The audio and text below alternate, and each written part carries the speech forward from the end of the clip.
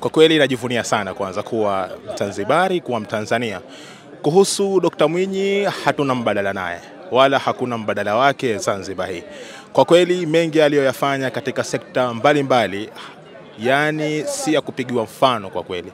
Manake ni mambo yani ya kupigiwa mfano kwa kweli, kwa sababu ni mambo ambayo bado yatabaki katika historia zetu sisi wa Zanzibari na wa Tanzania kwa ujumla.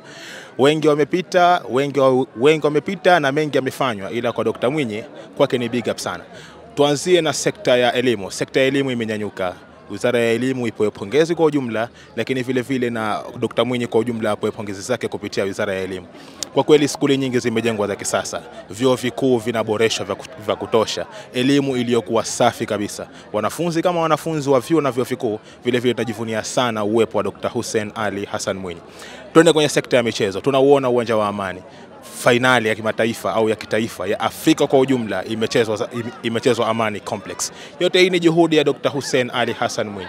Tuangalie sekta ya miundombinu, barabara nyingi, barabara za kutosha, barabara za kisasa, za ndani na barabara kuu zote zinajengwa katika hii nchi yetu ya Zanzibar. Kwa kweli hatuna ambacho tunamdai Dr. Hussein Ali Mwinyi.